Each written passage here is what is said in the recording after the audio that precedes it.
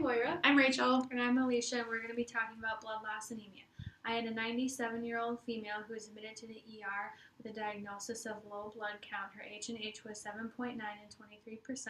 Her major complaint was shortness of breath and fatigue, and she was admitted to the med-surg floor. She got 2 units of blood, IV iron, and epoetin alpha shots. She was to follow up with the GI doctor that did her colonoscopy and EGD, and then get IV iron and epoetin alpha at weekly follow-ups.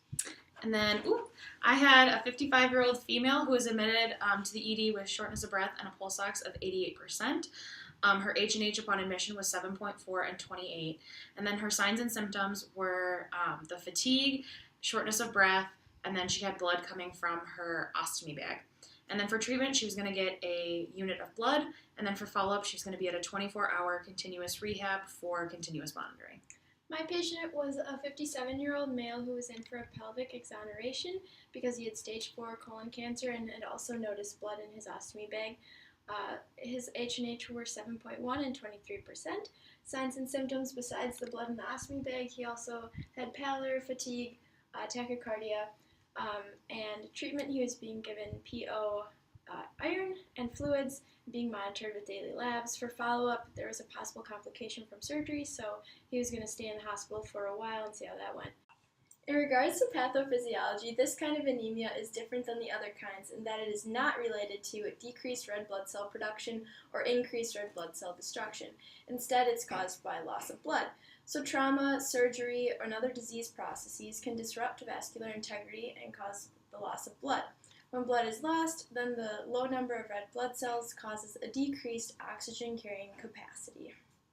So then I'm going to be talking about typical signs and symptoms. So blood loss can lead to hypovolemic shock, but none of our patients had this happen to them. But typical signs and symptoms would be the pallor, jaundice, palpitations, fatigue, shortness of breath, tachycardia.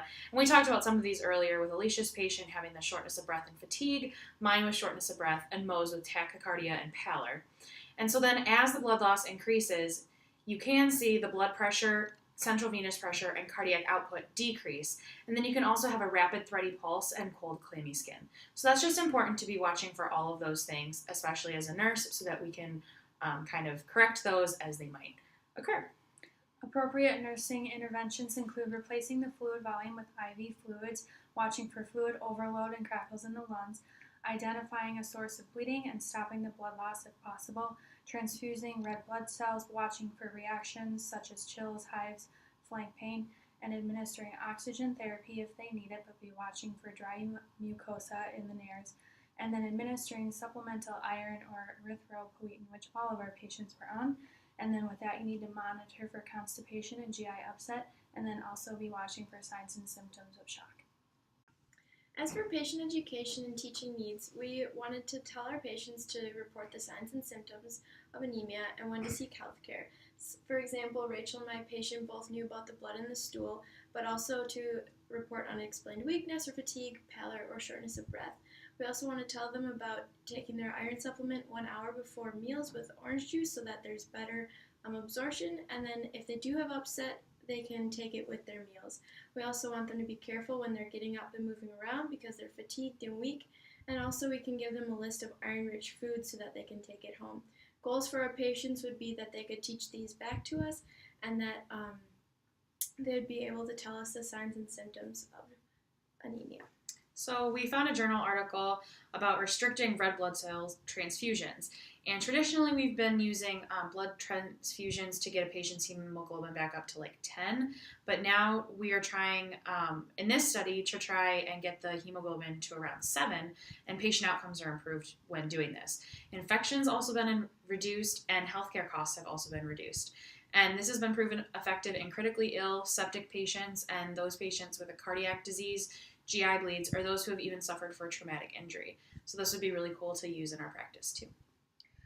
Our patients were good examples of the varying different types of follow-up care. Mo's patient needed more extensive acute care, so he stayed in the hospital for a little while longer. Rachel's patient needed inpatient rehab so that that patient could be monitored 24/7.